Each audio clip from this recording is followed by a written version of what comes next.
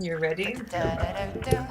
Welcome to the Damaged Goods podcast. We are Jess, Robert, and Ill Vibe, and this is our final episode of our very first season of Damaged Goods. Of all time. Of all time, yes. You didn't support us enough. We're done. We give up.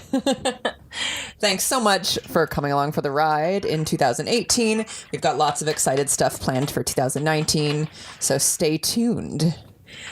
Big thanks, as always, to lyricvids.com, the web's #1 lyric video animation company.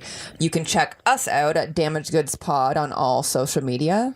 You can check Ill Vibe out at Ill Vibe or Ill Vibe Music on all social media. Yeah, it's Ill Vibe everywhere but Twitter. Twitter, it's Ill Vibe Music. Somebody beat me to it. Yes. But even if you type in Ill Vibe on Twitter, you'll still find me. Is it Ill Vibe Collective that beat you to it? No, I don't know. Actually, I know of Ill Vibe Collective, but I don't know if they're the ones who have the Ill Vibe on Twitter. So you can check Ill Vibe at Ill Vibe or Ill Vibe Music on Twitter, and you can check me out at Jess Robert on Instagram. That is my preferred social media. This podcast's bad drinking faces are brought to you by Sazerac Rye. Oh no, is this an anti-sponsor? Yeah. It's like a reverse sponsor. My sister bought me this expensive rye.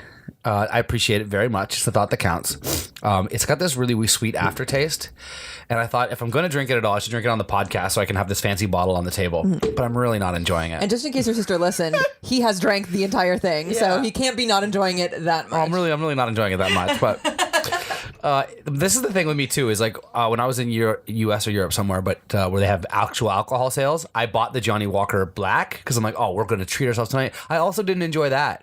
I'm just a shitty human with like bad taste buds. Like I like to drink. No, I don't drink that like pop bottle whiskey where it's like thin plastic big jugs of whiskey. I can't drink that shit. Yeah. There's 3 X's on it. You know the one? Yeah, exactly. It's always on the bottom shelf. There's like one of them. Yeah. I can't drink that at all. Yeah. But this expensive stuff where they make it taste better, it's for people who can like drink whiskey straight and be like, it's cool how they added some tones of oak. It's not for me. You say that you can't drink the jug ones at all. Have you ever tried it? Yeah, so once in a while, especially for the time that rings a bell most for me was in Paris. Late at night, I went into one of those random, like, a dépanneur, if you're in our version of French people, but whatever their French word is over there, like late night store. Magasin.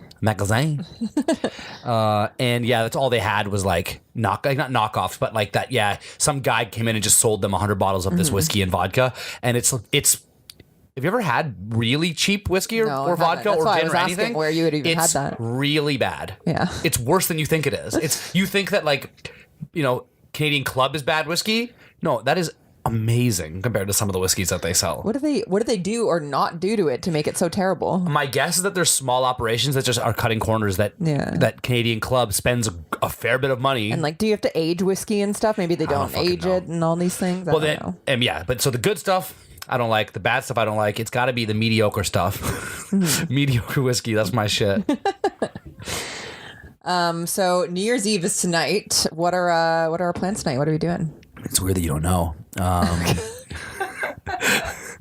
We're going to a party after this. This is our earliest episode we've ever recorded. We're still drinking because we're dedicated to our listeners like that. But yeah, we're going to a party with some of our friends tonight. I think pretty much all people who've been on the podcast. Yeah. And the people that they're having sex with. Yes. And it's a small thing because we just had a crazy holiday season already. We were away for the cottage for the weekend. We had Christmas, of course. You've heard of it. It's a big holiday. They're trying it out this year. And so now New Year's Eve, it's just for the first time ever in our relationship, it feels like New Year's is just like this. Oh, we just got through a crazy season, LA, Christmas, and it's like, I don't know if I would want to do much. So I'm hyped that we're kind of doing like a little thing with our friends tonight. So that's a long-winded version of what we're doing tonight. Yeah, and I mean, we're going to play games, we're going to sing, we're going to do a bunch of crazy things. So like, it's still an energetic night. I'm not really, I think I'm officially over like the big New Year's Eve at like a big club thing. Now, I guess if we got invited to something really special or whatever, maybe it would be worth it, but I don't know. I don't think that's me anymore, Yeah, I'm over clubs in general. if you want to, I sometimes go with you. When we're overseas, I'll get down because it's like, hey, we're in this area. Let's go see what the clubs are like while we're here for 1 or 2 days or something. But here in Toronto, I haven't really gotten. And do you honestly know what it is? I think a big part of it is, I'm about to sneeze, so I provided the cartoon sneeze while you did the real one. thank you. A big part of it is that if we hung out with people who are super clubby, and a few of our friends like to every so often, but it'd be different because all of our favorite people would be there on New Year's and it would be like a big party. But it's like a lot of our friends are kind of our age and kind of over it. So it's just like, who would we be celebrating with at the club? Like the DJ, you know what I mean? Well, that's not why I'm not into it, but that's fair. That's why you're not. I mean, specifically for New Year's. Yeah. It's just like, like I would want to be with all the people I love the most on New Year's, you know? Yeah, so the last time I went to the club that I remember, and actually this is a good... Was this 2018? These years are getting so crazy, I don't remember. Dre Peo with a track I did with him. Was that this year or last year? We'll move on quickly, but I'm just curious if you remember. It's either, it's far enough ago that it's like the beginning of this year or last year. So in any case, that's the last time I went to the club. And just to make a point was, we had a song go to 1 million streams. And so he celebrated by going to one of these like big nightclubs, and then they played the song on the system, and they announced, we've got Dre Peo and No Vibe in the building, and the song's going to 1 million streams. And I still hated it. Now, I appreciated the hell out of having that kind of celebration. It was really cool. Yeah. But about 20 minutes after the celebration was over, I was like ready to leave. Yeah, we left pretty soon after. Oh yeah, you came to that. I couldn't remember. I wasn't sure if you were just saying it to me like a podcast story. No, because it was when I go to those things, I'm there for like the experience of like, yeah, we did it, and then I'm ready to go. So I don't even. We didn't dance. We didn't do anything. I didn't remember if you were there. We might have danced a little bit. I don't remember dancing. Anyways, the point is, even when they're like celebrating all of the magic things you've done, I'm a little like, the minute we're done celebrating, I'm ready to go home. Yeah. And not go home and go to sleep. But I mean, just get out of this giant warehouse where no one wants to fuck me. Well, I was there. You want to fuck me, but I just mean people go to this warehouse to be desired, and I'm not. That's not why I'm here. Well, yeah, definitely. That's more what I'm getting at. That's what I feel like too. It's just like, it doesn't feel like it's necessary to have fun and turn up and listen to your favorite music. It's like we can do all those things at a big warehouse with stinky people, you know what I mean? And some of them aren't stinky, some of them are quite cool. Dre Peo is young and sexy and probably enjoys clubs. I just mean stinky because everybody's like all sweaty and yelling at each other. You are sweating on strangers. There's not enough seats. There's never enough seats, so it's just like, or if there is seats, you have to pay to sit in them, and it's just like... That's officially the oldest thing you've ever said. There's not enough seats at the club. It's true. We're not I'm going. sorry, I'm getting older. That's more sofas, or we're not coming. That's real talk. And to be fair to me, I've always been like that. I've always been a lazy piece of shit. No, I've always been like that. Even when I was younger in my club prime, I was always like, can we sit in a booth? You know what I mean? Like, I don't want to stand yelling at you this whole night. You know what I mean? That's how I feel at Denny's. At Denny's? Give me a booth. I don't want to stand here and yell at you all night. Are you a big New Year's resolutions person? I'm a big self-auditing and like self-awareness person in general, and I think New Year's Eve is a good time to reflect on that stuff. So yeah, I definitely think about, what do I want to accomplish in the next year? What did I accomplish? I always look for those opportunities to kind of take all that in. Yeah. Now, in saying that, you know, it isn't a magical day. There's no reason why today is the day that I should be making dramatic change. So if it works for somebody, I'm pro it. I'm not one of those, it's not real, man. You're just going to fucking slide back. I mean, if it works for you, if you're the kind of person who goes, hey, it's a new year, I'm about that. Me personally, I try to take that mentality to all of the time. I'm always thinking, what do we want this podcast to be? What do I want my label to be? What do I want my music to be? What am I doing the right things to get me there? And so New Year's Eve is kind of the time to have that convo, but it's not a new convo for me. Yeah. In particular, those three areas we've been talking about for the last 3 months pretty intensely about like where I see this stuff going and what I want to do and how you can get it there. And if you're a really good entertainer, by the time season 2 starts of this podcast or of the record label or of my next album, you've already done a lot of the pre-thinking. You don't really have the liberty to go into it and be like, now how do we want to do this differently, guys? The year's already started. And so I've really tried to go into this coming year, as I do every year, September, October, November. It's how does Heavy Ox, Ill Vibe, and now Damaged Goods and lyricvids.com, how does that get better next year? We've talked about changing the offerings at Lyric Vids. Is that a thing we need to change? We've talked about how this podcast can be its most entertaining. I'm always thinking about how my music can be best. But if you start that on January 1, I almost feel like you're behind the 8 ball a little bit as an entertainer. It's like, unless you're not putting anything out until summertime, but we don't have that luxury. We're always putting stuff out. Yeah. And so the holiday season is a good time for me to, over the last like month, 6 weeks, really think about, how am I going to make next year count? I guess that's the thesis for me. How do I make next year count? Yeah, totally. Birthdays are kind of like every year you personally, that's your birth date of the year, and you get a little bit older and you kind of think of your mortality and just like, oh, am I at the place where I want to be in life? Blah, that's blah. the real New Year's Eve. But New Year's Eve is kind of like everyone's birthday. You know what I mean? Like a year is moving forward for everyone. Yep. So it's kind of like everyone's time to like think about where they are in their life and if they're where they want to be and all that stuff, This is not where you were initially going, but I feel like you kind of like danced in the genius direction there, and I wonder if you even thought about it. Is that our New Year's resolution should really be more communal. Mm-hmm. It's everyone's birthday. Mm-hmm. What's our resolution? Yeah, totally. How are we going to make this party better next year? Not the New Year's Eve party. I mean, this giant party we live inside all year. You know what? And you do hear these things. We're not completely breaking new ground here, but this idea of like, let's not blame things on external things all the time. Yeah. It's a great thing to think about going into 2019. How can we take more responsibility for our own decisions? How can we not judge people for things they don't control? And that goes beyond just, gender, religion, etc. It's just like really internalizing these concepts and being better people as an overall. Yeah. And then maybe on our birthdays, that's when we go, should I change my career next year? Yeah. Should I lose a couple pounds? It's like New Year's Eve to me. If that is that idea of this collective birthday, it's like, how do we all get wise together? Instead of me worrying about abs, how do we all get abs together? Yeah, totally. But like spiritual abs. Yeah. Or actual abs. It's like, how do we change the laws to make it so that you can't say that something is sugar free if there still is sugar in it? You know what I mean? So like Jess is advocating that New Year's Eve sugar ban. You wake up New Year's morning, you're like, sugar's illegal, bitches. Jess has been up working with Barack all night long. 2019, sugar's illegal. Michelle Obama is in office and you cannot eat candy worms or whatever the fuck you bitches be eating. I like how you went for candy worms. So as I was prepping for this New Year's Eve themed podcast, which I decided it was going to be, by the way, without you knowing, I was looking up like 2018 recap and like 2018 news recap. Surprisingly, very difficult to find. How is that? Am I using the wrong keywords? I tried. Do you know why? Why? All of the editors killed themselves before completing that montage because it was such a bad year. Oh, it was a bad joke. So. That was a bad joke. It's okay. But yeah, I kept getting like what happened. So I tried like what happened in 2018. Like I tried rewording it, and I kept getting like specific things like what happened in 2018 across the UK or Lollapalooza official 2018 recap. Like these are the top searches of things I find. There was no recap of just general news in 2018. So the point that you're bringing up is if somebody had just been thawed from a caveman ice cube, they would have no way of like a brief recap. They'd have to do so much reading to find out what happened this year. Yeah. So anyways, I did it because Google was not being very helpful. Shit. I kind of pieced together and Googled separate things separately and figured out. You organized a year in review by Jess Robert. But what I would like to do... Other than the theme song I'm about to give you before you start. Okay. What I would like to do is give you a keyword and you describe the thing like someone's never heard of it before. Okay? Sure. First theme song. Okay. Were you frozen in ice cube and you didn't experience any of this last year, Jess Robert?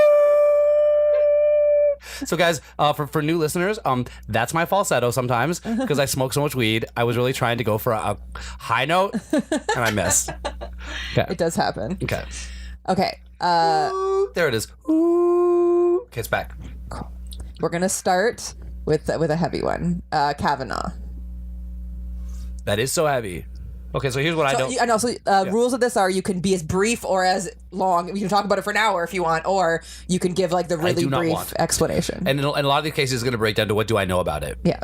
Okay, so I have not heard of this. You've not heard of this? Yeah. You really should do a bit more reading, Jess. Brett Kavanaugh, they're going to elect him to Supreme Court.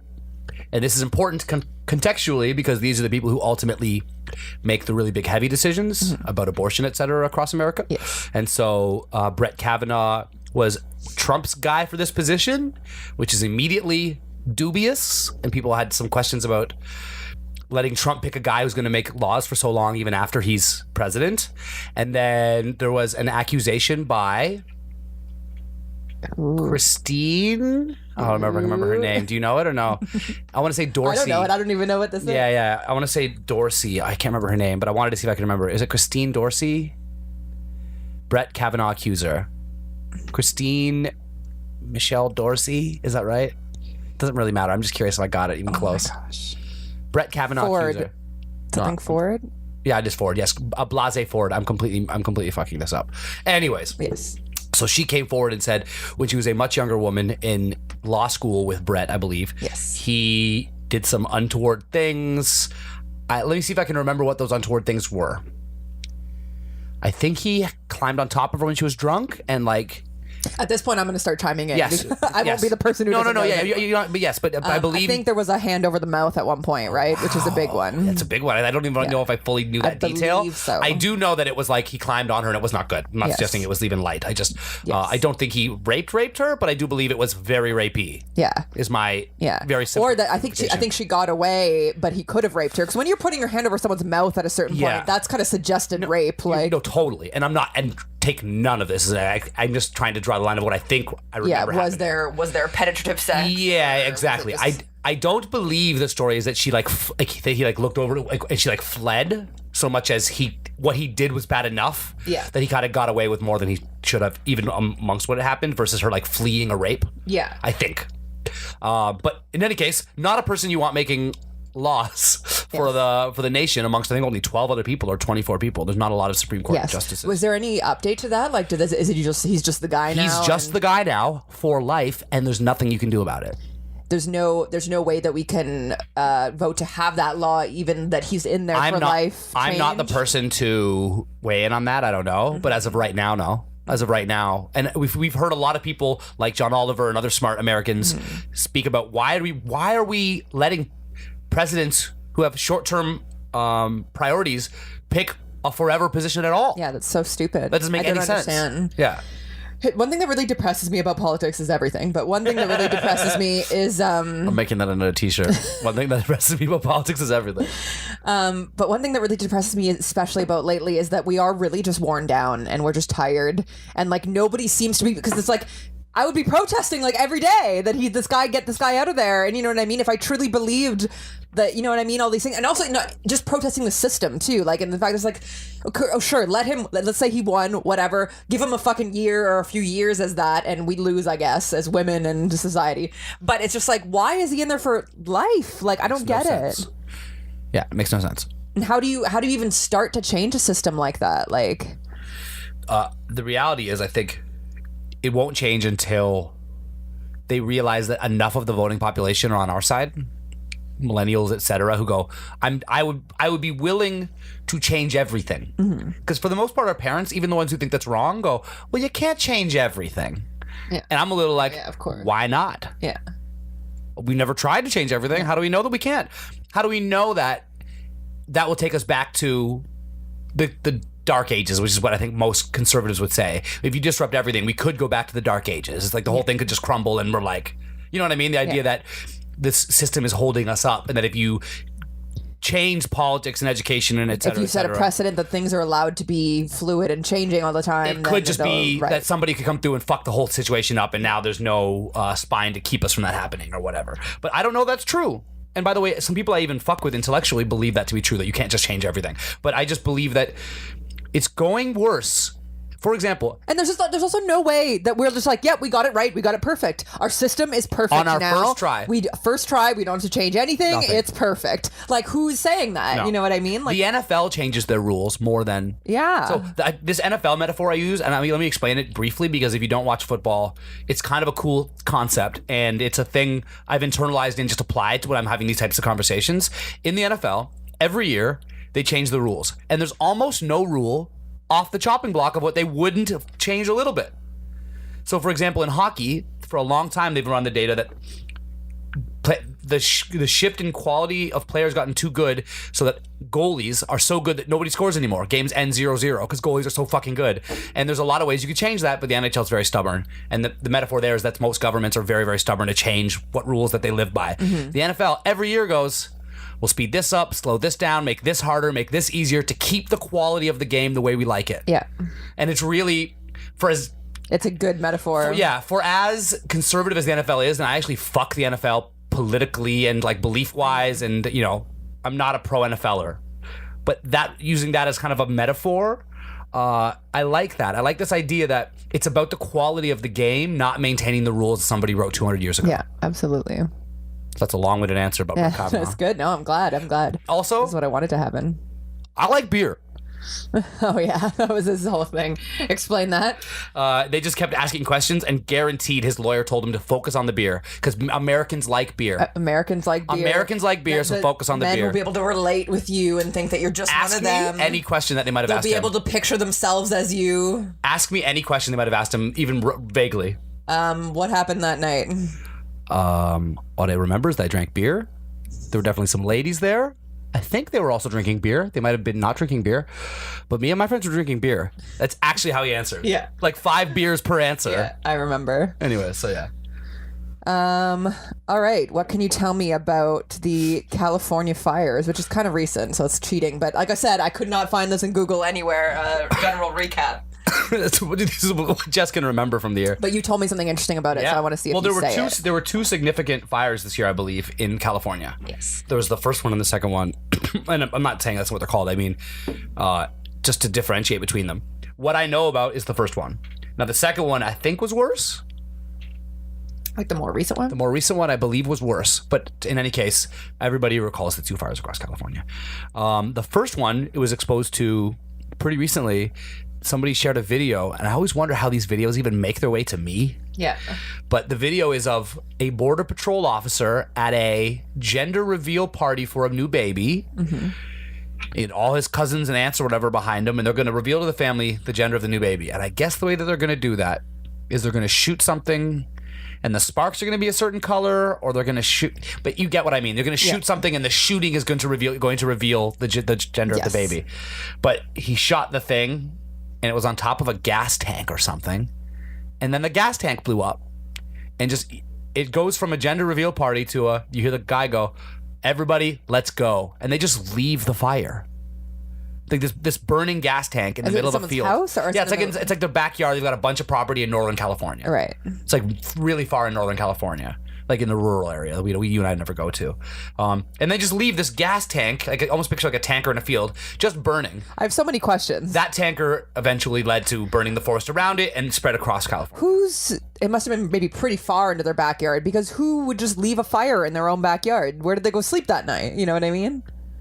Oh, that's a good question. So that's a good point. I don't know where it was connected to their home. Yeah. But it does. If you would, it was out in a field somewhere or something. You would assume it was their property, just because there is so much property to be had in that part of the state, and they're shooting stuff on property. You would assume it's their property, but maybe not. But in any case, they panicked. They left. The fire spread, and they caused so much damage that man is now on the bill for like hundreds of thousands of dollars, which doesn't even cover all the damage. But as a penalty, they're charging him like $300,000 or $400,000 for all of the damage he caused. He burned down hundreds of people's homes, like ruined lives. Yeah. It's not, and then we're very anti-gun here on damaged goods, because it's just Damaged guns. Yeah, I tried to think of one too. This is not why, but just another example of like just needless. We don't need these little explosion things, and it really does come from this culture of like, Dad likes his guns, so we're gonna show his brother and sister the baby through a gun. The funny part is that's not even to say that couldn't happen in Canada, but it doesn't seem to.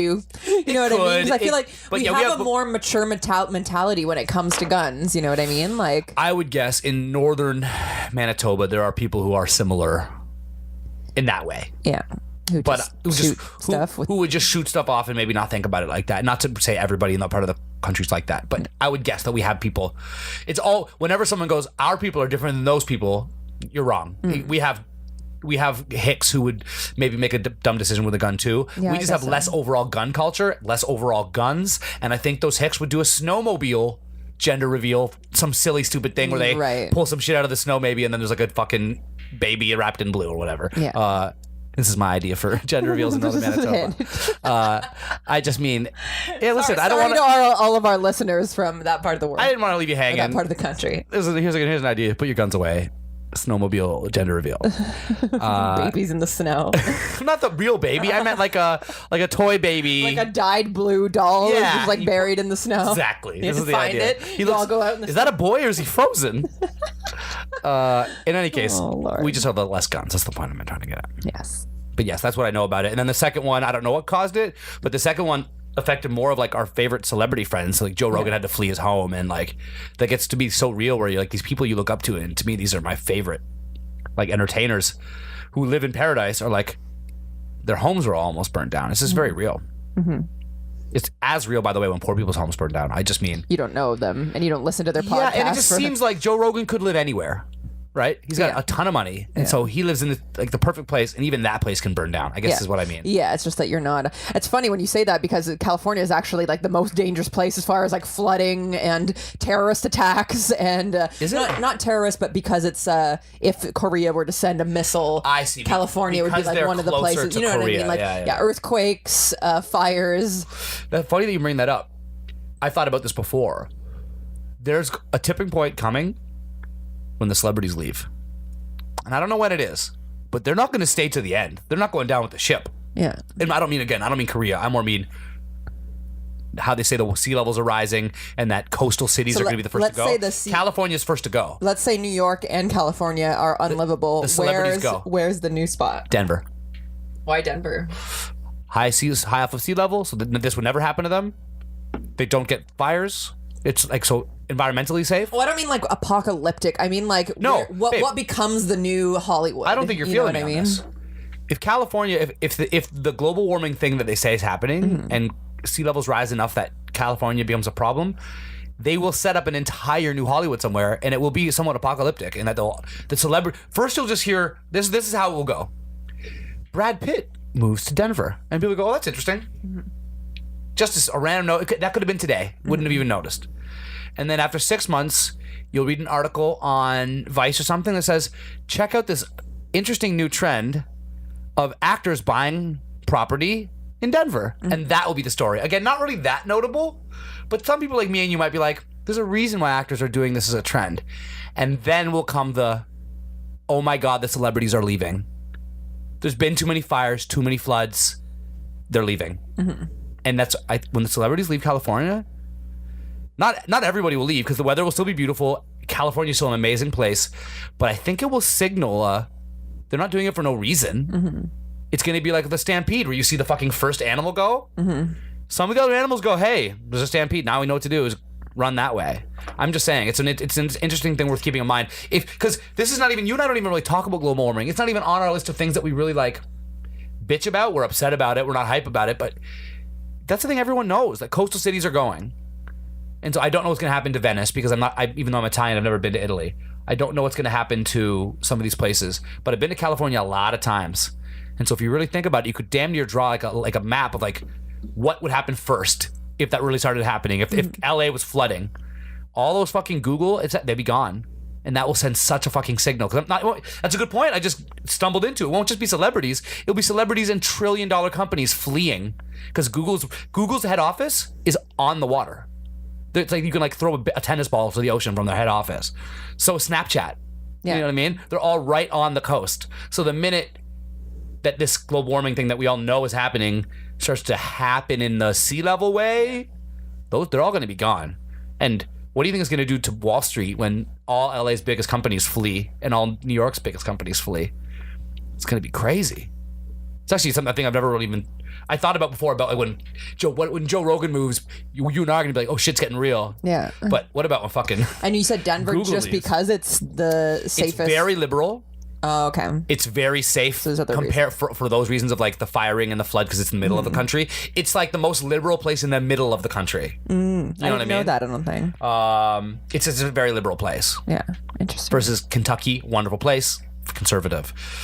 Idaho, awesome, conservative. It's like all those places in the middle of the country otherwise are very, very conservative. So I could see New York and LA. Where would you want to go? Let's go to the mountains. You know what I mean? Like if you're going to go, you're going to go to the fields or are you going to go to Rocky Mountain High? Anyways, that's my answer. John Denver Go John Denver. also has the word Denver. So more specific to me and some of our listeners might not know who the hell these people are, but I'd like you to explain it. So news this year, Chip and Joanna Gaines announced they're starting their own TV network. That's so funny you would put this on the news for the year. Yes. Wow, I'm the last person to give this That's summary. why I wanted you to explain it. You watch this show. It's probably the best of the home reno shows, in my opinion. You watch probably 5 of them. And you watch the better ones, I believe, that are of what's available. And this is the best one. So I only give all that to say this is a relatively good home reno show. They're a married couple, good looking. They have kids. They build property. They renovate properties in a very specific small town in Texas, I believe. Waco, I think. Waco, Texas. Not a small town, sorry. But it is like their 4th or 5th biggest city. It's not their biggest place. And that's their thing. Is they're like this like couple from Waco. They must be like a power couple there. I imagine they're at all the fucking Waco events and they're the fucking and they own so many of the like Waco. buildings, like cafes and restaurants and stuff from around there that everyone just like they're almost like mayors of Waco. That's what I mean. Yeah. And so this is about that's what I know about them. Yeah. I believe what happened this year was they ended their reigning hit TV series in the genre after like 8 or 9 seasons or something, like a bunch of seasons, and announced that they were going to focus primarily on products and take some time off on family. But they do have lots of products in store as well, right? Because yeah, I think she owns her own line of that's like at Walmart, etc. Of like hand towels and things. But then once they were free and clear of their contractual obligations, they essentially announced that they were launching their own home reno network, which is the most gangster baller shit you could do as like a married couple walking from. Because do you know what network they were on before or no? Was it just like HGTV or something, which is a big deal. Yeah. But they would have been their franchise player like at HGTV. Oh, totally. And so to go out on your own is actually quite big. It also means, by the way, that they didn't have a non-compete in their contract, which is also in itself big because you always do. You always have so it means from the beginning they probably negotiated to like, I'm sorry, like we're not comfortable with some of these. I'm really curious. Like I don't know why I'm so interested, but I really would like to know more about how that worked, because as soon as they said we're taking time off to focus on family, I was like, bullshit. They were just literally at their prime. They had like America on like the wrapped around their fingers, and just like they were at their prime, and I'm like, there's no way they're just stopping because you know what? Yeah, we have enough money. We're just gonna stop. They just seem like such this force that would want to keep going. So I was like, I know something's up. I don't know what it is. I definitely at the time I thought, because they had recently started talking about like their products that you could go buy, that maybe it was just about like pushing people to the products, but of course that makes no sense because as we know, the best way to do it is to be on TV and selling products, because then you could be using your products on TV, etc. And now with the network, it's like free advertising all day long for the stuff that they own. It's actually genius. They're going to be they're already a big deal. I just mean, for anyone who's never heard of this name, I think they're going to go to that like Martha Stewart place where it's like, even if this isn't your thing, you just know who they are because they sell fucking everything. You know, it's interesting. Good one, good summary for the year. Yeah, I'm not saying we're done. I mean, that's a good item.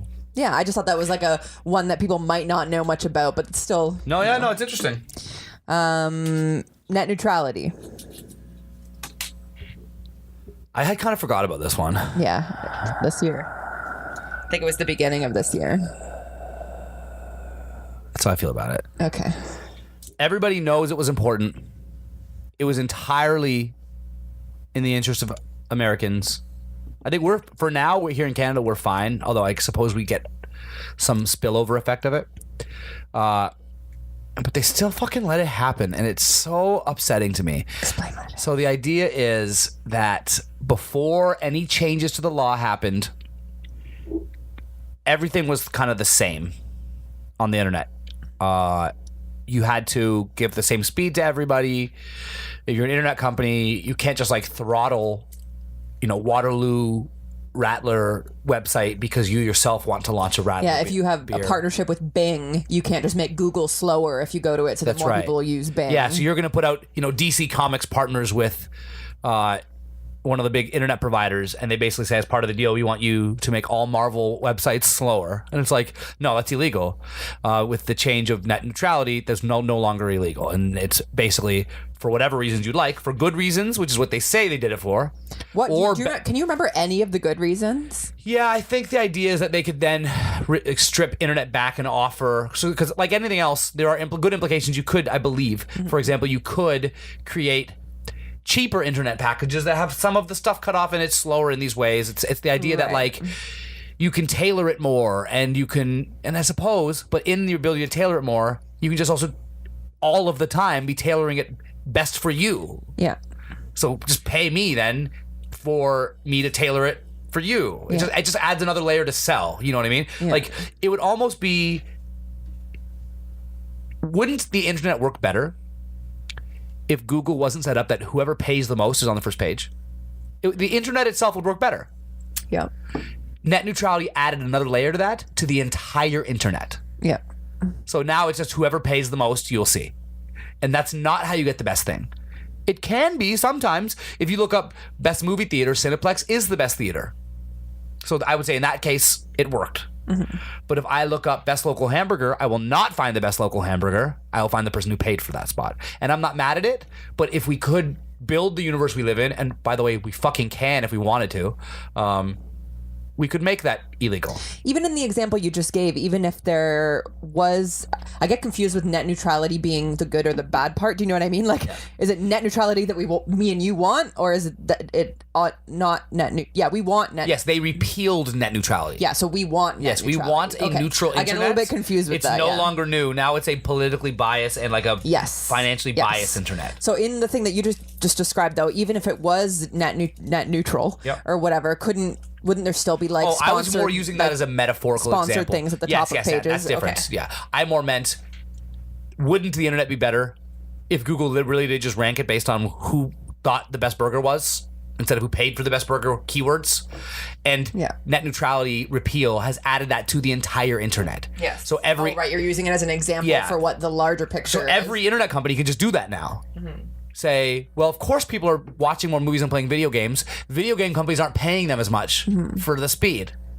It's like, well, that's not the reason I want people to choose how they do what they do based on internet speeds. I want them to choose what they do based on how much joy it brings them. I want both things to give them the same amount of speed. It comes to the lap in the same amount of time. So as a race, the choice will become based on which one do I want to do more, not which one will download in the time I need it to. Right. You know what I mean? Yeah. And which is a significant thing. Yeah. What if a company comes out that's just very disruptive, right? And they say, we're going to put, universities out of business by offering unlimited, just free knowledge to everybody who wants it, online courses, everything you want to learn. And they just don't want to play game with everybody. This repeal of net neutrality could ultimately kill that entire business plan because universities will just pay for the right to just completely overshadow this company. They're very, very difficult to find, and even if you find them, their website is very slow and murky, and the tutorial videos all are buffering all the time. Their business would literally collapse. That's so snaky and weird that we would ever allow something that could do that. And here's the thing, we wouldn't. No person agrees with it. Yeah. That's why I'm so upset about it, because I've never met a single person who was like, well, of course it's a good thing. Yeah. But it just went anyways. Yeah. It just didn't matter that 100% of people I've met, it's not 100, maybe it's 80. So what do you think, is there anything currently happening right now that's affecting us with that? Like, is it... In Canada, we're fine, because in Canada, technically, we're still neutral. Oh, right, because this is a thing in the U.S. It was a U.S. law. But obviously a lot of the companies thing that I did read, because I was... So it's their business is affected, and therefore we're affected through that. You know what I mean? Yeah. Because I know that was earlier this year, so I was curious if there's been any new developments on that. And it did say the move prompted states to enact their own net neutrality laws. So each state might be able to now kind of do their own thing. Well, that's good news then, because then what could happen is companies will move to the states that are still neutral. Yeah. And that'll help a lot, I think. Yeah. Totally. Wow. Yeah. There you go. You got me outraged. That's probably the one that upset me the most this year. I wrote, soccer boys stuck in rocks. Elon Musk calls rapists. Or calls rapist. Soccer boys stuck in rocks. Elon Musk says rapist. I guess I could try and take this one. Go on, take it. So you really seem to know it, so I don't at all. There was some, I think, were they tourists or were they from Thailand? It was a group of soccer kids. Maybe kids? Maybe like 10 of them, 12 of them, something like that. Soccer kids. And in Thailand, they basically went swimming and they swam. Or no, they didn't go swimming because some of them can't swim. That's the thing. So they walked into a cave. Let me try. Stop laughing. Let me get it out. I'm with it. They walked into a cave and they're like, oh, cool cave. But then as they were in there, up on some rocks, the tide came in, or the water level rose, and all of a sudden their cave became a little like air bubble in water where they couldn't get out without swimming, and a bunch of them couldn't swim, or all of them couldn't swim or something. And it's also a cave, and it's dark, and there's rocks, and you can't really see where you're going and all this stuff.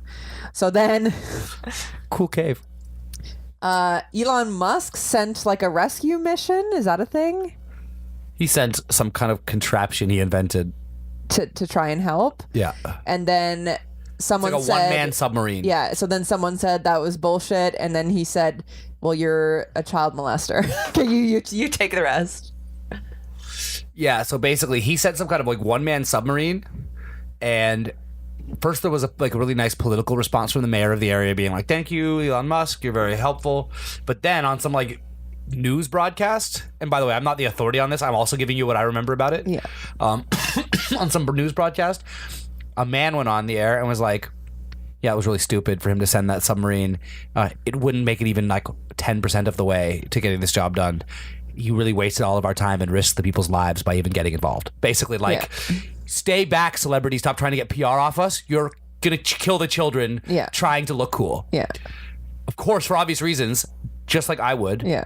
Elon Musk was very upset about that kind of statement. Of course. And he just said, I don't know who the fuck that guy is. And what he's talking about the submarine is absolutely untrue. I was told over and over that it could get the job done, but that they decided to not use it for this other reason. And I can't remember what that reason that he said was. But they decided to not use his submarine. And that guy who's there making these statements about him is a weirdo from the UK and Thailand, and he only knows one reason why weirdos from the UK are in Thailand, and is to have sex with little boys. Someone should look into that. Wow, he said that almost like verbatim. Essentially. Wow. I might have not nailed it word for word. To go a little deeper on it, what's really funny is he then apologized a couple days later and said he's really sorry, he never should have said that.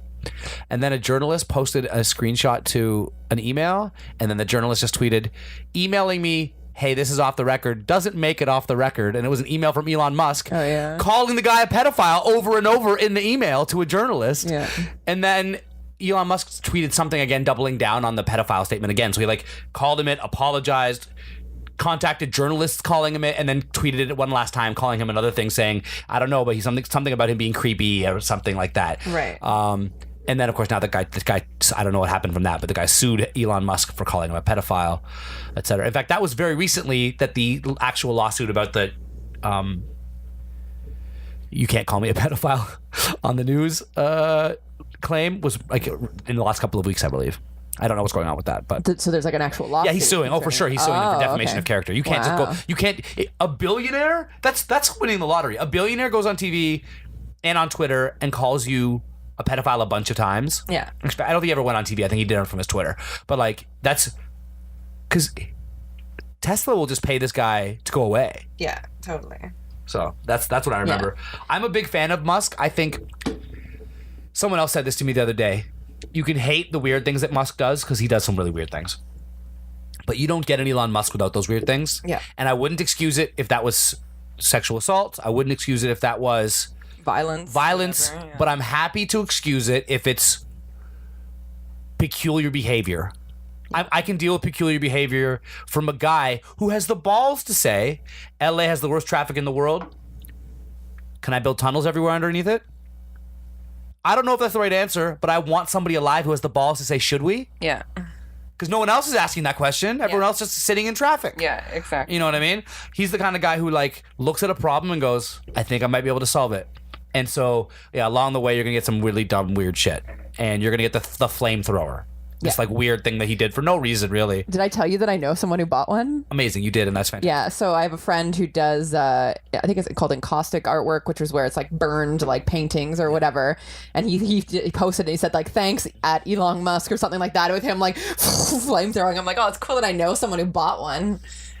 Do you want me to keep going? Yeah, no, keep going. I was just making sure that I had my stuff on hand. San Francisco scooter drama, or just regular everywhere scooter drama, but I think San Fran is the place where it happened first and the biggest. New company, they created kind of a new business model where there's these scooters all over the city, and with your app you can rent them out and ride them for like $1 a minute. First one would have been Bird, probably, right? Uber has them and Lyft has them now. I think there's like 7 companies that do it now. Yeah, there's so many now. It grew so fast. For $1 a minute or whatever, you can ride the scooter and just leave it wherever. You can literally ride it anywhere you want and leave it there. And then what happens is somebody else gets paid a very little amount of money to go around and pick them up and then bring them back to popular areas, charge them and bring them back to popular areas. That's kind of the business model. What's crazy about it is not that someone had this idea, because those kind of ideas are happening, but how quickly it caught on like wildfire, where it's like the business model must be really profitable because, many companies popped up and they're everywhere.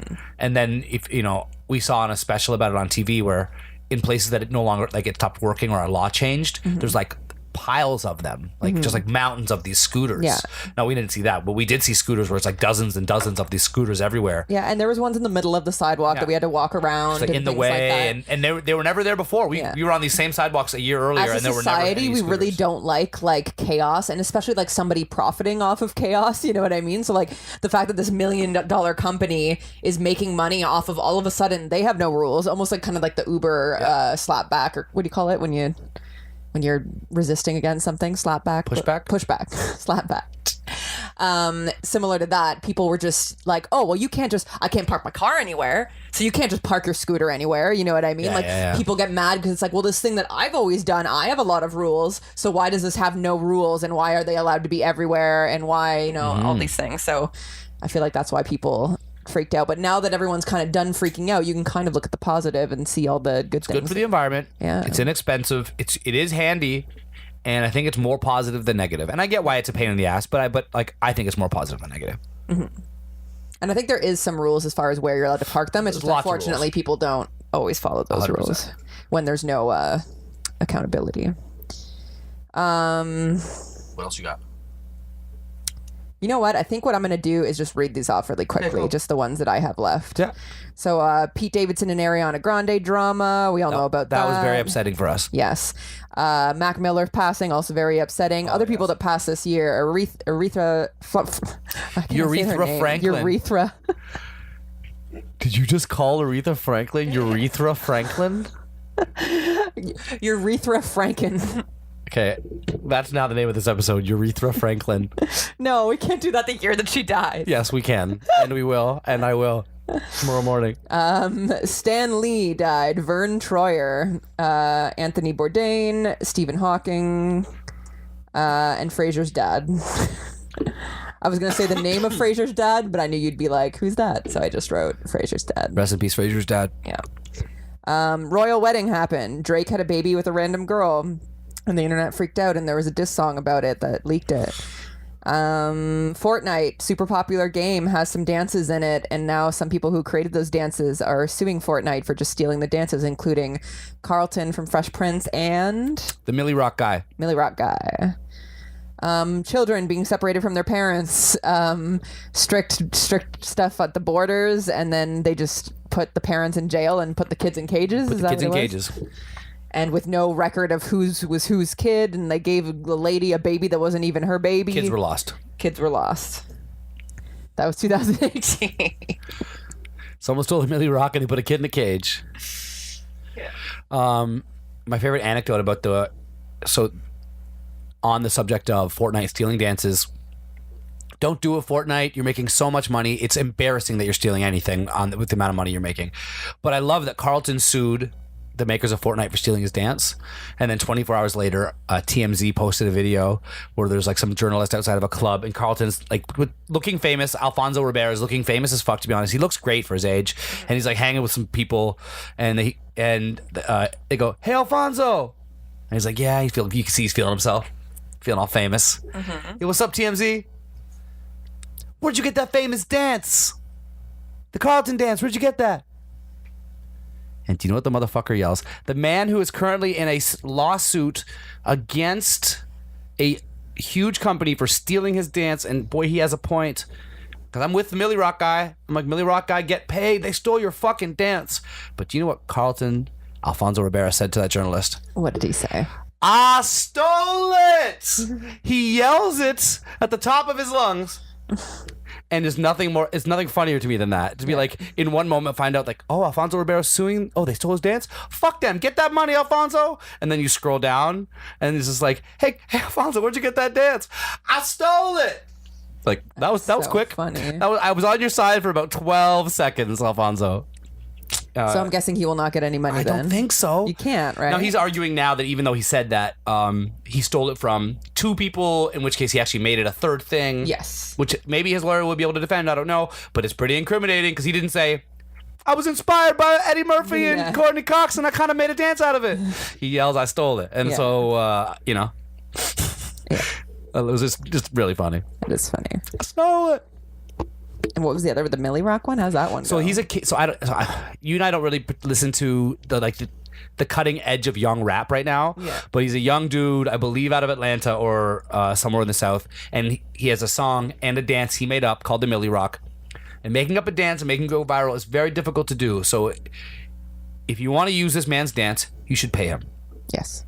Or make up a dance that it has the same energy as the Millie Rock, but instead of dusting your shoulders off, which I don't know if that's what he's doing, you dust your knees off. Yeah. Because then I don't think you can say shit. Yeah. And then you don't call it anything similar. You call it the whatever, like the nini. The dusty.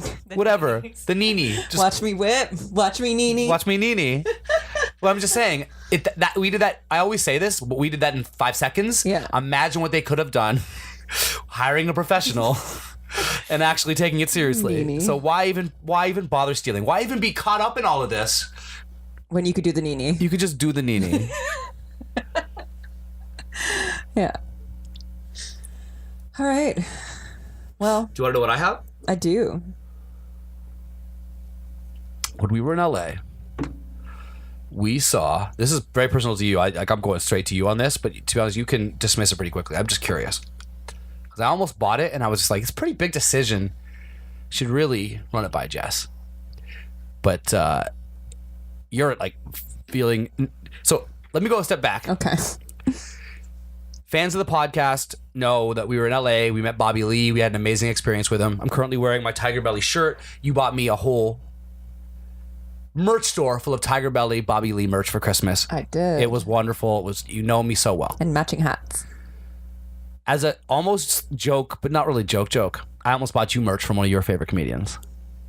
That comedian is Nikki Glazer. Oh. And the merch is the vibrator she always talks about. That's amazing. I didn't buy it because when I was looking at it, it's really intense. Like, it's really intense. I would wear it on the podcast. No, it's not wear. It's I was going to buy it for you. Oh, it's like the vibrator. Yeah, the Womanizer. Oh. Because it's really inexpensive, and she is like, it changed my life. Yeah. But when you look at it, it's so intense looking that I was just like, oh, this is the kind of thing that I don't just buy. Yeah.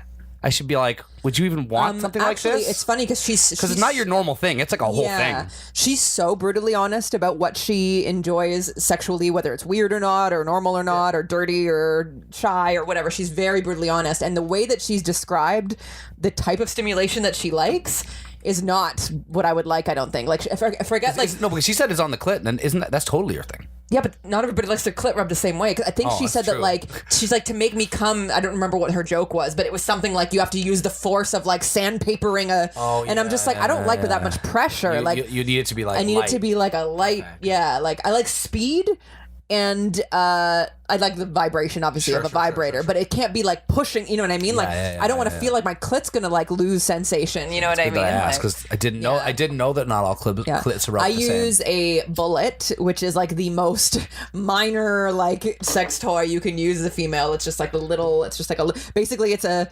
container for a battery. You just put a battery in it, close it, and it's as big as a battery. So for the listeners, just to, I guess, give them the info that they're missing, Nikki Glazer, very, very up and coming. Probably in my opinion, the next big female comic. Yeah. Also, just one of the next big comics. One of my female comics that I look up. She's incredible. But not only is she just very sexually empowered and talks openly about that stuff, but when she talks about this particular product called the Womanizer, she talks about it like, "You're welcome. I just saved and changed your entire life." Orgasms will now be an entire new species of orgasm you didn't even know you had until this thing came into your life. Hey, men, go get it immediately, or study what it does and try to do what it does. Mm-hmm. She stops doing jokes for 5 minutes and goes into an infomercial and it's just really I'm not paid by this company, but it literally changed my life, and I'm going to change your lives. Yeah, she has to say a few times that she's not paid by this company. And so I love my wife, and I'm sexually open enough to be like, if that is a thing, if this thing can, it's like, well, then I'm open to fucking. So I looked it up on Amazon because she said right in her thing, it's on Amazon. Go home, look it up. Yeah. So I looked it up, and it's like $40 or whatever, and I'm like, $40 would change my wife's like orgasms for life. It's like that's a thing you should consider. I worry about it because I already take a bit of a long time to come, as you know. Yeah, I have novels for such occasions. And like you just read while you're. Yeah. Okay. Isn't it kind of dark usually? I have a little like little headlamps. Yeah. For those of you who are listening, he is I'm miming reading a book. Yes, and doing a little waggy finger motion. For some reason, you're up in the air. Yeah, I don't know why I'm hanging from the ceiling, but no, it already takes me a little bit of time, and I really would be really depressed if I started using a vibrator that made me not able to come by regular human hands. You know what I mean? Because you can't do what a vibrator does. You're not a robot. You can't do it. You know what I mean? I'm pretty close, but yeah. No, you're right. No, there's no way. So I'd be afraid to go with anything like too overly. The horsepower on my dick is like 2. It's like it doesn't go fast. Like pretty fast, but like not like up and down really fast. I can't like. That's pretty slow. Was that the one that they said that they like measure in horsepower or something like that? I'm just saying. Where did I hear that? If you recently? did, the horsepower of my dick is, even if my dick is like the biggest dick in the world, the horsepower is like 3. You know what I mean? Like, I don't know much about horsepower. Well, I just mean like it's all about, you think about an engine going fast. So a car that goes really fast, it goes like 500 horsepower. It's like a vibrator can just go. But I have a whole body that needs to perform that same function. So think of like what a vibration is. You know what I mean? Or making my dick go sideways. So like a vibration slowed down would be. You know what I mean? But it's going so fast that it's one sound. Do you know what I mean? No. It's not a bunch of little sounds. It's one. You know, it's one sound. So it's like there's no way that. So we're not getting you the womanizer. Body. I will just be the womanizer. Yes. I will study the techniques, and I will become the womanizer. Actually, while we're talking about comedians, this is a great thing I wanted to bring up. I also found the 2018 top earning comedians list, which I found really interesting. Yeah, a few comedians have posted it with some raised eyebrows. Yeah. Yes. So the most raised eye. Have you read it? I know a little bit about it. Okay. Yeah. The most raised eyebrow part that I did not know about America. I'm guessing this is an American statistic. Yeah. Is that on the top 10 of top earning comedian lists, there is not 1, but 2. Do you know what I'm going to say? No. Ventriloquists. What? Who's going to watch ventriloquists? Well, I knew one. I know one of them is very famous. What's his name? Terry Fader? No, that's the other one. Jeff Dunham is the one. Oh, yeah. So he's the one that I know. Yeah, Jeff. They're both quite famous. Who is going to see this? I'm not a fan. They're not that funny. But have you seen like one of them? I think Jeff Dunham has like 6 Netflix specials. I know he does. But so why? When Tom Segura or any of these comics talk about having a Netflix special, and they go, "Bro, I'm just out now. People know who I am." Yeah. This man has 6 Netflix specials. He can't walk down the street. I understand, but that's how famous he is. How did he get to 6 Netflix specials? I think. Oh, yeah, that's a good point. So one of them won. I think Terry Fader won. Like the first season of X Factor or something like that. Like one of them won X Factor at its peak. I think it was Jeff Dunham because I think that's why I know who that is. Yeah. So it was like a launching pad for people who didn't even know they liked ventriloquists, because he did a couple of interesting things like with the dead terrorist puppet, etc. And I'm not a fan, but like I saw why people thought it was interesting and different. Yeah. And then when I later found out about the second guy, but in either case, they're all over TV. They do a lot of specials, and I think it's a family comedy thing where it's like kids like puppets. They're kind of funny. It's its own lane of comedy. It just automatically that to me is almost why it shouldn't work, is because it's too much in the middle. Do you know what I mean? Like, but it's not for us. It's not for kids. You know what I mean? No, but it's for kids. It's for parents, like, I think. Whatever. And I think it's for like middle America parents. Yeah. Well, yeah, I figured that's what it was, because I don't even know one person who would ever watch that. I guess this is what I think. Any genre that you think is corny, let's maybe play this game even. Something you like, it's pretty corny genre, it's pretty dated. There's still room for 1 or 2 people to be pretty big in that thing. Yeah. So for example, like people generally aren't fans of tap dancers, but that fucking guy from Sesame Street, the fucking tap dancer, I don't remember his name now, but he's just like, he's been a celebrity for 25 years in tap dancing, because even if a thing isn't huge, there's room for 1 or 2 people to be a household name. Or in my case, a household face, because I can't remember the fucking guy's name, in that particular like weird thing. Do you know what I mean? Yeah. And I just think, if let's say I never even heard of ventriloquism, because there'll be people out there who've never heard of it, or they heard about it once but forgot about it, and then someone says, "Hey, you seen that new special on Netflix?" as a ventriloquist, like a comedian who talks to like puppet characters, and like one of them's like a terrorist, you'd be like, that sounds cool. Yeah, it's not cool. I'm not a fan. Yeah. But I think you would say that sounds cool. Yeah. That's interesting. And I think another part of it is that the way that we would rate top comedians is because we're such fans of comedy itself, stand-up comedy in its purest Some people form. just want distraction, and that is just different and interesting. Some people just want entertainment in any type or whatever, right? So a ventriloquist is just like, oh, it's funny and it's this entertaining thing. Agreed. And that's why he won X Factor too, because it's just like kind of like a well-rounded, entertaining thing, you know? But I still think that's crazy that there's 2 of them in top 10 earning comedians. Another thing that was super surprising is number 10 is Sebastian, who we saw twice recently. Yeah, I didn't know he was that big. I did not know he was that big either. I know he was a successful So that means he's bigger than Chris D'Elia. He's bigger than... Who else did we see? Well, David Spade is not really... It means that... Because Sebastian is... I know he's like a very established comic. It means he probably had a bigger year of touring. He probably what it means is that Sebastian went ham really on the road. 2018. Like, because he's been on Netflix, et cetera, et cetera.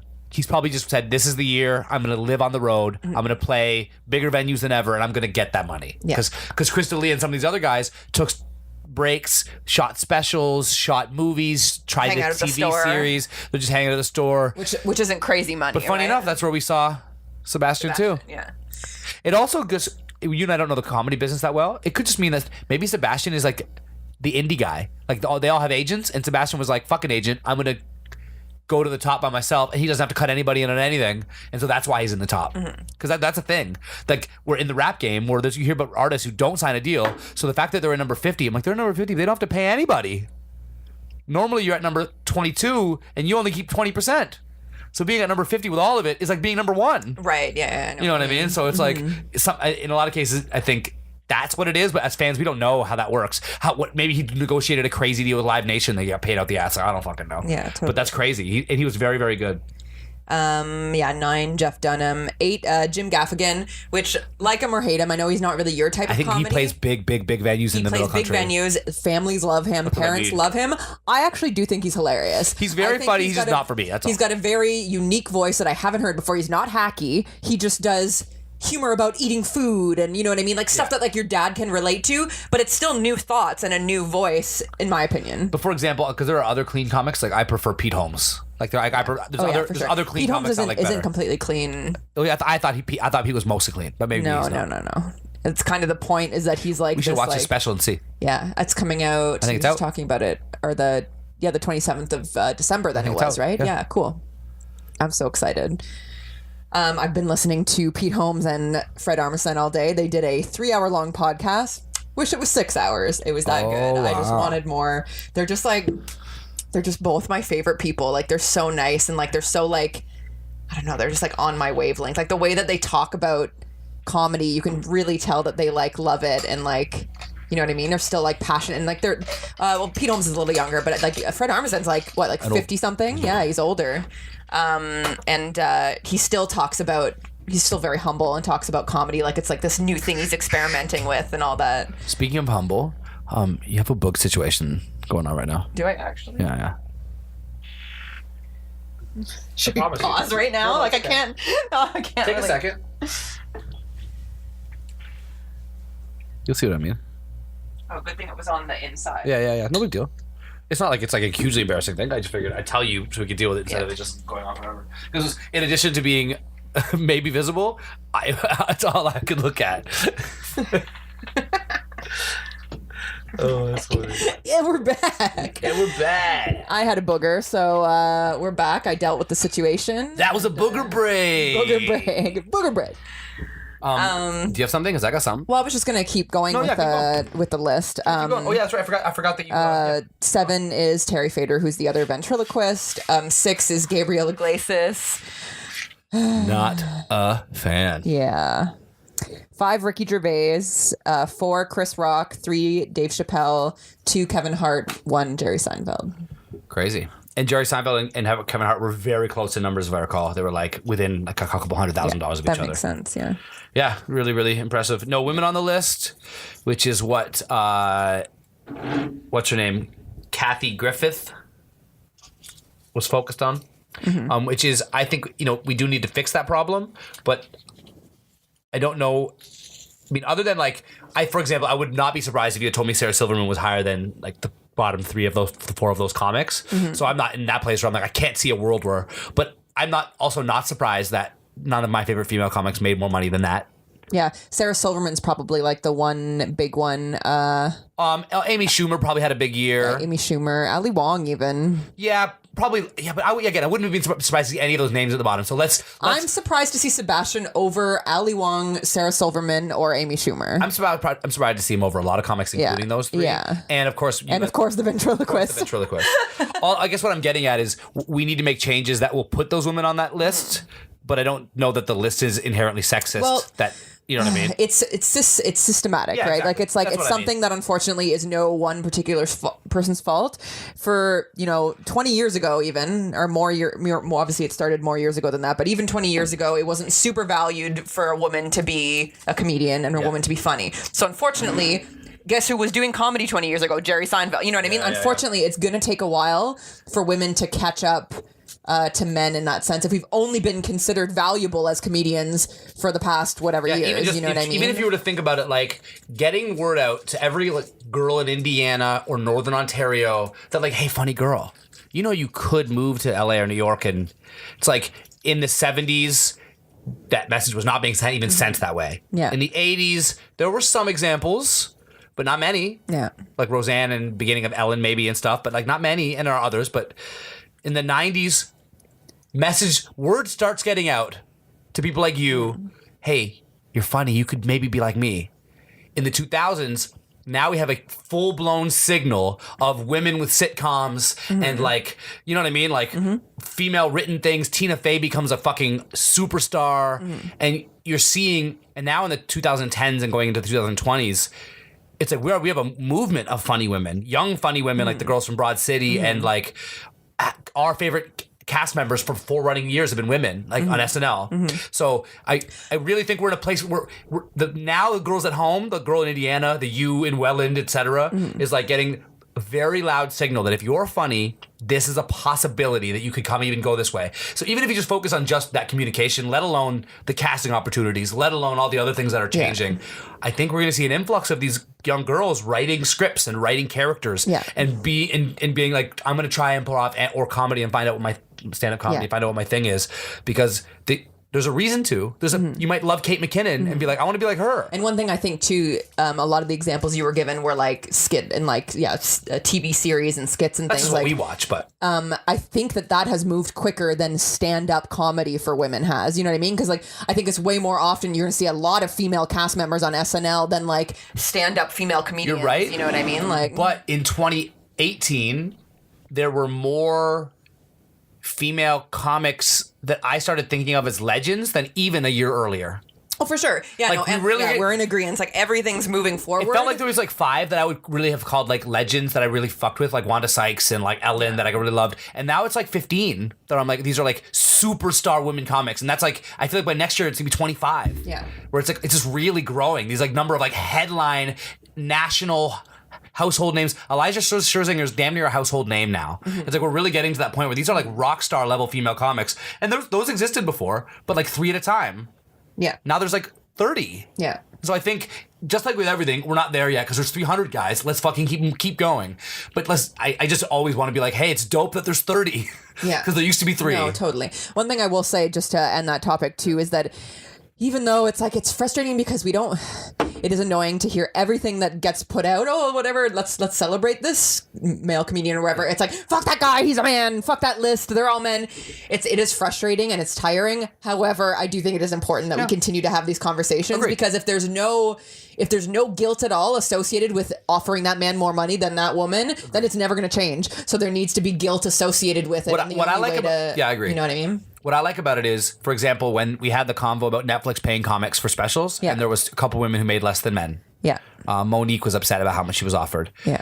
I think she shouldn't have made more. No. But I'm glad that Netflix had to stand behind their decision. Yeah. Does that make sense? You know what I mean? Yeah. Even though I don't think she should have got more money, I'm kind of glad she pushed them. Yeah. And that they were no, we don't think you're worth more than this. Yeah.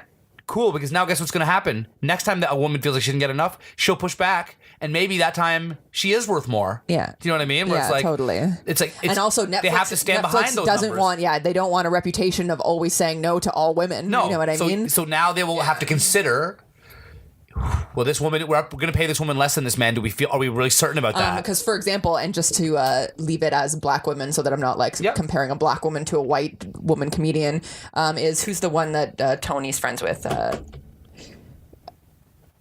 He just did that little short skit with her. Oh, yeah. Kevin Hart is like her protege or whatever. She's Kevin Hart's protege as well. Oh my gosh. I can't remember her name. She's like the most famous black comedian right now.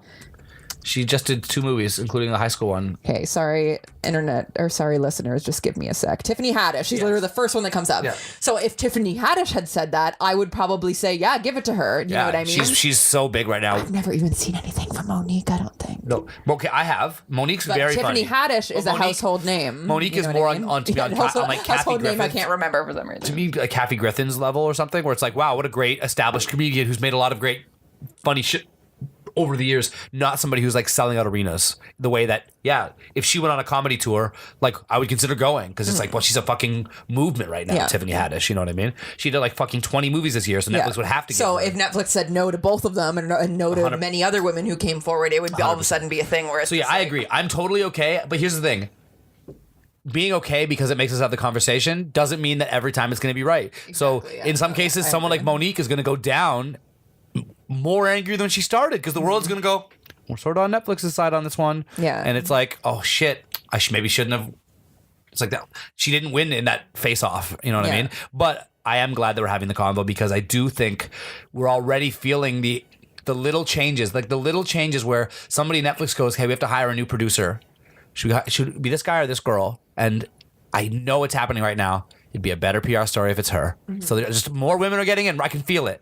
I just know that's how, from working in the ad agency world, that's such a thing where they'd be like, we can put this person or this person. What are the implications if we hire this person or this person? And what do they bring to the table? And just in this movement that we're in right now, if you're at Comedy Central and Netflix, I know they're really considering hiring women because of the conversation that's happening all around them on every other channel. You want to be the network hiring women right now. Yeah, and you want to be the network casting women. And so even though there are some negative things I find annoying, I love that it's pushed us in that direction, that even that would be a thing. Yeah, for sure.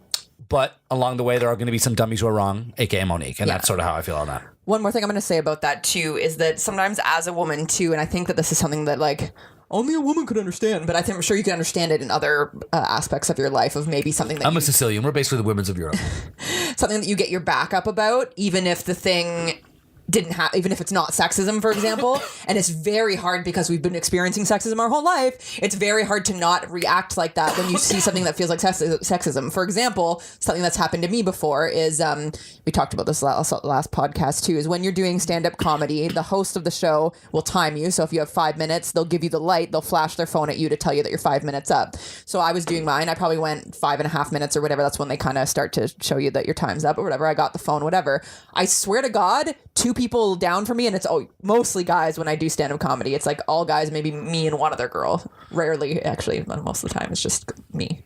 But a guy 2 times after me went for like 9 minutes, and he was not that funny. So I was just like, why? As I instantly went the sexism route, where I was just like, because I'm a girl, you took me off right at 5 minutes. But it could have been a multitude of different reasons. It could have been the guy was out for a smoke and didn't give him the light because he wasn't paying attention. Because he was drinking. He just knows this guy. He knows the guy for years, so he's going to let him. He knows that his joke, he maybe has heard his joke before. He knows it's not that much longer. But I was just like, instantly, I was just like, okay, why does the man who's not even that funny get to go up for 9 minutes when I was flashed instantly at 5 minutes? You know what I mean? Like, the thing that's complicated about that, and I'm going to give an example that's similar. And I'm probably the only white person in the world who will admit this example, but we'll talk about it in a moment, is you have to almost admit that you don't know which it is, but that a good percentage of the time it's both. Mm-hmm. So it's almost like Scherzinger's cat or whatever. So it's like, because you don't know which one it is, it's both. What is that thing again? It's like the cat's in the box. Is it alive or dead? Right. You don't know until you check. So he's both dead and alive until you check type thing. Yeah. It's like a thought experiment. Yeah. So it's like, is the person being sexist or does he just know the guy? And you don't know until you ask more questions. But because you're going to do it 100 times, and it's going to happen 100 times. 50 times is going to be sexism, and 50 times is going to be that they know the guy. And so it's kind of both. You just have to like let it be both in your mind. And another example that I'll use to bring that to is a lot of the time when I'm with my manager, like in the music business, like an advisor of mine, a guy named Dio Gibson, we won't get in somewhere or something will happen, and he'll be like, "It's because I'm black." And my first thought is, there's no way. There's no reason to believe it's because There's probably lots of black people in there. There's probably black people in there. Yeah. There's no reason to believe it's because you're black. And he's like, trust me. I'm black, I know. And so it's tough because I go, I don't think it is. I don't see any racist indicators. But I think for Dio, what it is that that happens 100 times, and 50 times it isn't. But 50 times it is because he's black. Yeah. And he doesn't know that this one is. But out of the times, this is one of the times, and it's possible this is one of the guys who's doing it because he's black. Yeah. And so I think it's the same thing in this case, where it's just like, you're just frustrating because I don't know that you're the sexist pig, but one of these 5 times it is, or 2 or even 3 of them it is. Totally. So it's just like I have this general frustration about the behavior. You know what I mean? Yeah, definitely. And I'm it's glad tough. that makes sense to you. Yeah, it's a hard thing to wrap your head around because I'm a cis white straight male. I'm kind of on the easy get the benefit of doubt side of things. The one thing is I have a slight like Islamic look, people think sometimes, so I once in a while get a little bit of eyeballs, but nothing crazy. And in my younger years, when I looked like a rapper, I would get followed at the store sometimes because I had a backpack and a hoodie on, and I'm just looking like a rapper. So I saw maybe I had like sample sizes of some judgment, but not really anything intense. So when I hear these stories, it's hard for me to really wrap my head around because I'm quite an empathetic person. So especially in that moment where he says it's because I'm black, or if you're like, hey, yeah, blah, blah, blah, this person's like treating me weird because I'm a woman or whatever. And it's just like, I find myself like looking around being like, really? Like I want to take it in to be like, who behaves this way? And like look for the signs of like, how does he know? Or how do you know that this is what it's like? Because I've never behaved that way, and I don't really know people who behave that way. The first time I remember people talking about racism on Facebook, I remember saying in Toronto, I don't think there's as much of it. And my black friends were like, you're crazy. But I'm like, I've literally never heard the N-word. And then it's like I had to have my eyes open to like, man, it gets so much smaller than that. You can get it comes in so many much like little micro doses that the you don't. N-word isn't the only manifestation of 100%. racism. And like that's several years ago, and I've really like wrapped my head around that and internalized that. But it's almost in that same way of like, just as for an example with the Dio thing, that's a more like subtle way that he could have been right. Is that maybe that club had a lot of black people in it, and they let in black people. But if they let in too many black people, it becomes a black club. 100%. And that's not necessarily the image they want. Like, you know what I mean? It could have been a racist thing like that, where it's just like maybe there was you know what I mean? Like it's just like it's more subtle, and it's like there's no way that Dio could prove that unless there's a form somewhere that says, "Hey, don't let in more than 20." You know what I mean? Like a little indicator on the wall, where it's just like how many white people, how many black check people. marks, or those little like ding. Sorry, you're the 20th tonight. Sorry. Can't get in. But yeah, so it's just like you can't. Yeah, you really don't know. A, you don't know if they're right or wrong, and B, they have every right to feel. Not paranoid, but whatever the word would be about that. Yeah. Maybe call it concern. That's the reason that they've been omitted in this case. That is not just that they're over capacity or whatever the case is, right? Yeah, no, it's tough, man. And I think as a ally to you in that situation, as a woman in the comedy scene, because I know it's not always friendly to you and to women, and as an ally to Dio and my black friends in a world where I know isn't always friendly to people of color, it's like I'm with you on that take of it. If it's like, hey, yeah. It probably is though. It's like cool. And it's like then fuck these guys and let's get out of here. But it is like a tough one to be like, how do you fucking know, right? But it's tough anyways. Yeah. That being said, I've had a lot of great experiences and a lot of very kind people. And that's what I mean. I was just trying to not end on a negative note. Toronto specifically is very good at helping women in the comedy scene, even a little sometimes. But just because I personally don't need to. Oh, this is a hard one to get into. Careful. I have to be careful. I don't like it when an event is advertised as a safe space. It makes me feel very safe going there, I suppose, but it makes me feel a part of something. Is it like hand-holdy? Hand-holdy, yeah. It feels pandery. Yeah. It almost feels just like I'm almost like such a feminist that I feel like, fuck it, I should not have to call my event a safe space. If you're making people feel unsafe, you're fucking out of here. You know what I mean? Like that's how I feel about it. So that's that there. I finally found the way that I can put it. It's a little like kindergarten. It's like a kindergarten safe. And you're like, oh, we can do adult safe. Well, no, it's almost like saying like no murdering. It's just like, well, yeah, if you murder, you're fucking thrown out. You know what I mean? Like, do we need to advertise the event as no murdering? Do you know what I mean? Like, this is a murder-free rap show. Of course, that is wrong. And if there's a trans person on stage and you start shouting out slurs, you're out of here. You know what I mean? That should be everywhere. You shouldn't have to advertise that. But, however, I know that it's not for me, and sometimes it's for like a trans person or something, for them to know you're less gun shy than they are. They feel very They don't safe. want to have to remove somebody. That's a whole thing for them that they're done doing in their lives. I take it back. It's okay if people do that because it's not for me. It's not for me. That is a hard thing to remember. That is hard to forget. Sorry, it's hard to remember. It's like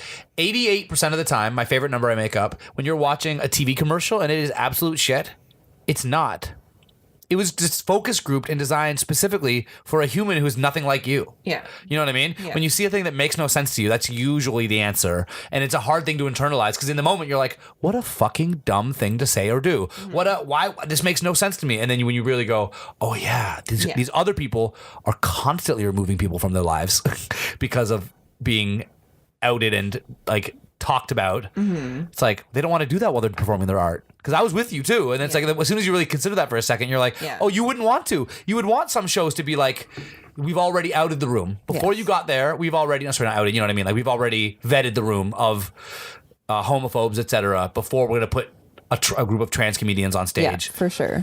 See, guys, and this is why it's important to talk about things because as we're talking about it, I realized that I was kind of wrong in saying that, and that it does serve a very important purpose. No, I think most people will get where you're coming from. The idea is that you're just saying is like, it's so you just want to take for safety for granted and have it be so safe so often that you don't even need it to be a safe show because it's all you have here are these shows where anybody who is transphobic or homophobic would be removed. That's all we do here. Yeah. So you would never want to come here. Yeah.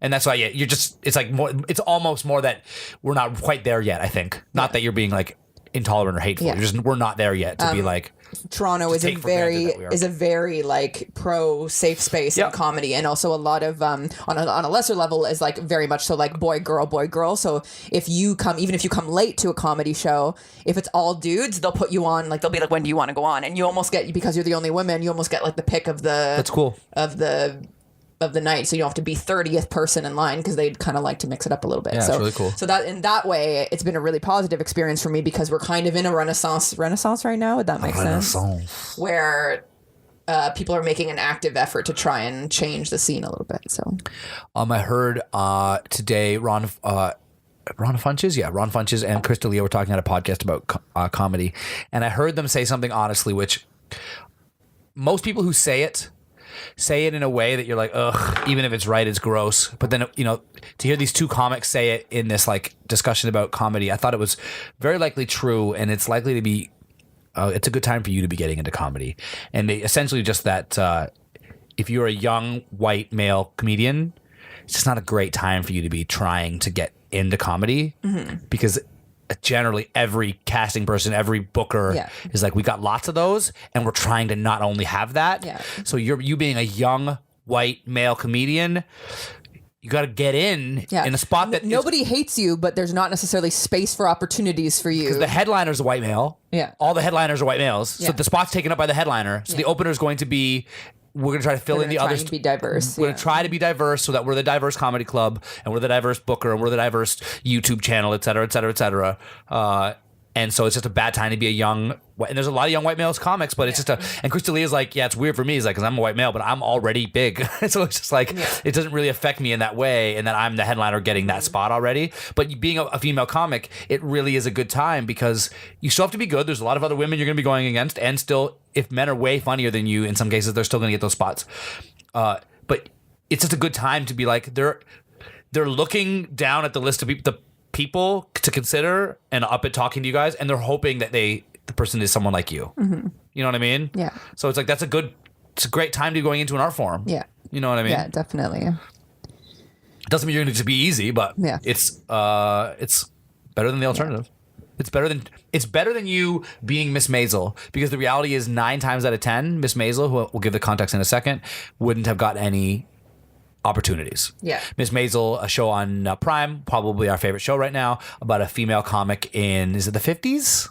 I think it's the 50s. 50s or 60s, something like that. Yeah. And in a time where female comics would not have been largely welcomed, and that's obviously an issue she has on the show. So as remarkable as she makes it appear, you wouldn't want to be her in that time, because it's just like, you got to convince them to even want to book someone like you. Now they're just like, hey, it would be great to have a couple of great female comics on the show tonight. And it's just like, have you heard of Jess? She's really killing it right now. And it's so, anyways, that's why I'm always so fucking excited about all the work you've been putting in, and you've been putting in so much work lately. So yeah, big ups. On the podcast with Pete Holmes and Fred Armisen, they were talking a lot about like what's funny to them, and like what is like to them personally, like what is funny and what makes a good bit or what makes a good joke and stuff. And the one thing I was thinking about is like one thing and I think they were talking about it too. I don't know if they put it in such words, but is that like Jerry Seinfeld does the thing where he's just like commenting on everyday life. Did you ever notice the thing with whatever? Like that's like the old school kind of comedian way of doing it. And that's kind of still the comedy that I like, but it's looking past like the foreground of that thing that everyone can relate to, and it's finding an obscure detail within that that everyone could kind of be like, oh yeah, but no one would ever think of that. Only your weird mind would kind of go to that like obscure detail. Like one example they gave was like that moment in like a live show where you're watching a band and it's so magical or whatever, but you see like the bassist and the drummer make eye contact because they don't know when the ending of the song is coming, and they kind of like do a little bit of like an eye fight because they're just like, is that not where we're going to end it? You know what I mean? It's just like, it's such a like subtle, because you could make a joke about watching a band and the floor being sticky and whatever that like everyone experiences all the time. But to like look through and into at like the details of like, you know what I mean? Like very the more obscure observations. So it's just funny to think that it's just like, even though comedy has evolved so much, that a lot of stuff that people still find funny is observations of stuff that we could all go through. You know what I mean? Very much so. Yeah. Yeah. It's interesting how in comedy, sometimes the great writing really isn't writing at all. It's like great looking. Mm-hmm. Yeah. It's like great analyzing. And then the joke writes itself after that. It's like, if you really watch something, I made a joke the other day, not even the big joke.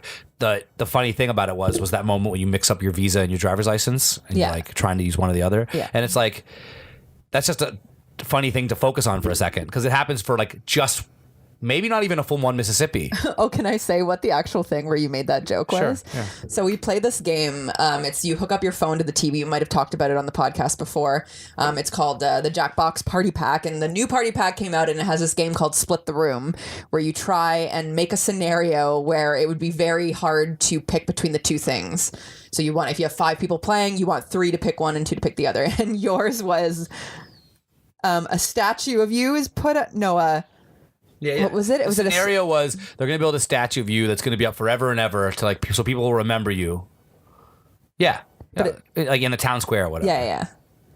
But that was a scenario, and I don't remember which one they proposed. But the statue is of you mixing up your visa and my suggestion would and be your driver's license or whatever. Like, do you let them build the statue or whatever? And I think most of us said no, because we're like, we don't want to be remembered for that like dorky, terrible moment.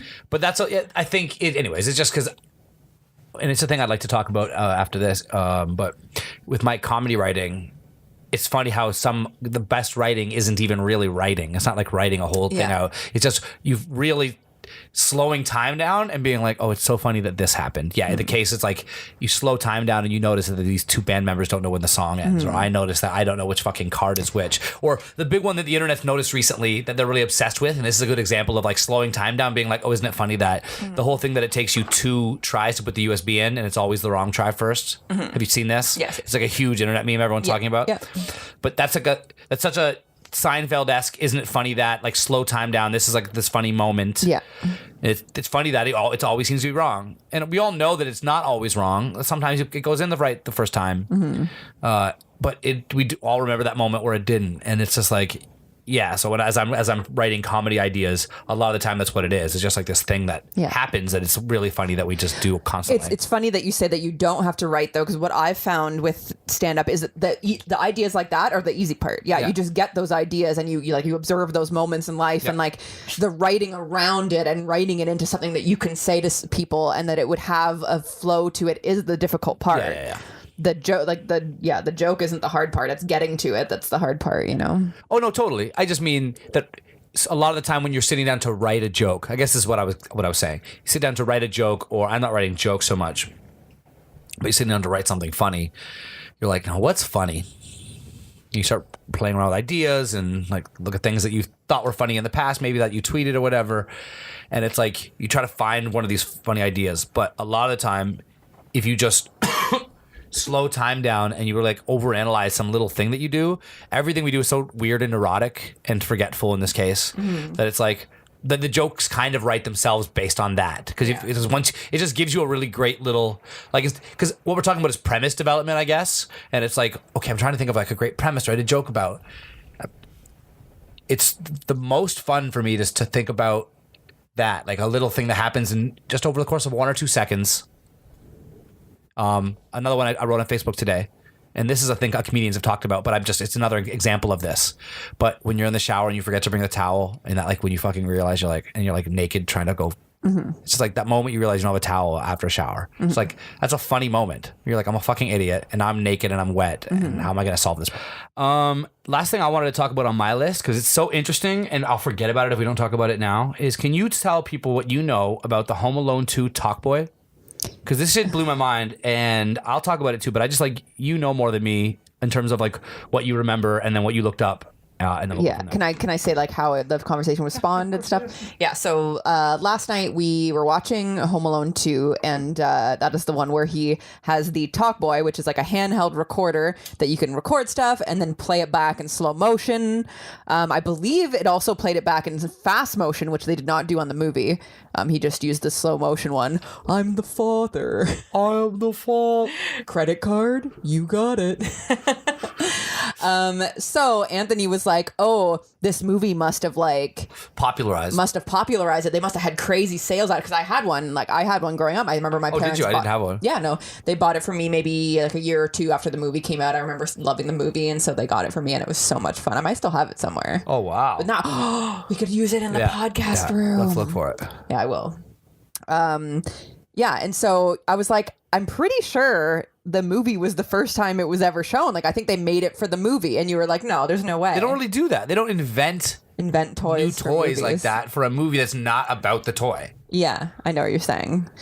Generally. So if it's like the Jingle All the Way movie with Arnold Schwarzenegger, they'll invent the action figure because it's about that action figure, kind of. But yeah, and I guess the action figure, they did that because it's like they're not going to use a licensed action figure. Yeah, but this is different than that. It's almost Turbo Mad. Yeah, it's just crazy. Anyways, yeah, and so then I knew that I was right, but just to make sure, I Googled it, and sure enough, Talkboy was originally made as a movie prop, so it probably wasn't even functioning. You said non-functioning movie prop is what you read off of. Non-functioning movie prop. And then because of the popularity of the movie, kids wanted it, and so they made it. Sold a fuckload of them. Yeah.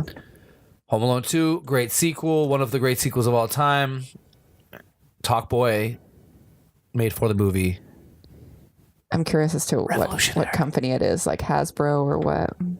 Sorry, did I give too much information? I left No, that's it. No, that's what I wanted. That's what I just thought it was fucking really cool, man. Do we have the commercial here? Oh, we can't really. We're not patched in, right? We're not properly patched.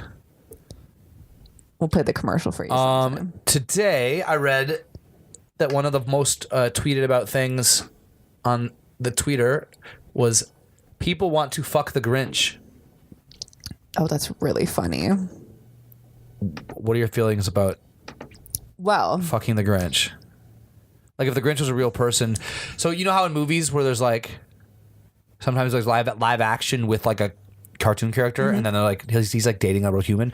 If the Grinch was a real person, and like we got past the point where it's like, oh my god, what the fuck's going on? I've never seen anything like that before. We're past that. He just like has a job and stuff. Could you date someone who looked like the Grinch? He's a little too.